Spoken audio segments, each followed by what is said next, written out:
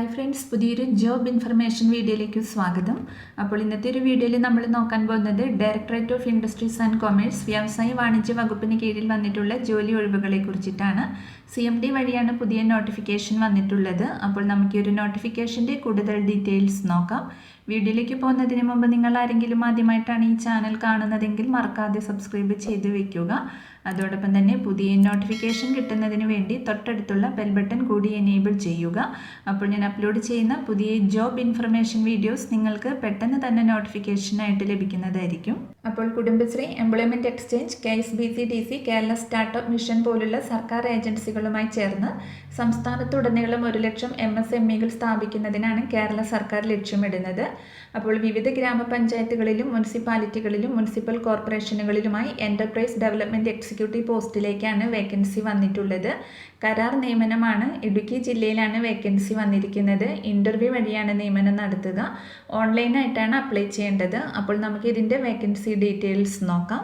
അപ്പോൾ ഈ ഒരു നോട്ടിഫിക്കേഷൻ്റെ ഓൺലൈൻ രജിസ്ട്രേഷൻ സ്റ്റാർട്ട് ചെയ്തിട്ടുള്ളത് 23/8/2023 മുതലാണ്. ഓൺലൈൻ രജിസ്ട്രേഷൻ ചെയ്യേണ്ട ലാസ്റ്റ് ഡേറ്റ് വരുന്നത് 5/9/2023 വരെയാണ്. ഇൻ്റർവ്യൂ ഡേറ്റ് വരുന്നത് 11/9/2023 സമയം രാവിലെ 10 മണി മുതലാണ്. ഇൻ്റർവ്യൂ നടക്കുന്ന സ്ഥലം ഡിസ്ട്രിക്ട് ഇൻഡസ്ട്രീസ് സെൻറ്റർ, ചെറുതോണി, ഇടുക്കിയിൽ വെച്ചിട്ടാണ്. അപ്പോൾ വേക്കൻസി ഡീറ്റെയിൽസ് നോക്കുകയാണെങ്കിൽ എൻ്റർപ്രൈസ് ഡെവലപ്മെൻറ്റ് എക്സിക്യൂട്ടീവ് പോസ്റ്റിലേക്കാണ് വേക്കൻസി വന്നിട്ടുള്ളത്. ഇപ്പോൾ 7 ഒഴിവാണ് വന്നിരിക്കുന്നത്. ക്വാളിഫിക്കേഷൻ വരുന്നത് ഏതെങ്കിലും ബ്രാഞ്ചിലുള്ളൊരു BTech അല്ലെങ്കിൽ MBA ആണ്. വർക്ക് എക്സ്പീരിയൻസ് നിർബന്ധമില്ല, എന്നാൽ വർക്ക് എക്സ്പീരിയൻസ് ഉള്ളവർക്ക് മുൻഗണന ലഭിക്കുന്നതായിരിക്കും. ഏജ് ലിമിറ്റ് വരുന്നത് 18 മുതൽ 35 വയസ്സ് വരെയാണ്. മന്ത്ലി റെമ്യൂണറേഷൻ 22,000 രൂപയാണ് ലഭിക്കുന്നത്. അപ്പോൾ താല്പര്യമുള്ള ഉദ്യോഗാർത്ഥികൾക്ക് ഓൺലൈനായിട്ട് അപ്ലൈ ചെയ്യാവുന്നതാണ്. ഇൻ്റർവ്യൂ വഴിയാണ് നിയമനമെങ്കിലും ഉദ്യോഗാർത്ഥികളുടെ എണ്ണം കൂടുതലാണെങ്കിൽ ഒരു റിട്ടേൺ ടെസ്റ്റ് അല്ലെങ്കിൽ ഒരു അസസ്മെൻറ്റ് ഉണ്ടായിരിക്കുന്നതാണ്. അപ്പോൾ അപ്ലൈ ചെയ്യുന്ന ഉദ്യോഗാർത്ഥികൾക്ക് വാലിഡ് ആയിട്ടുള്ളൊരു പേഴ്സണൽ ഇമെയിൽ ID മൊബൈൽ നമ്പറും ഉണ്ടായിരിക്കണം.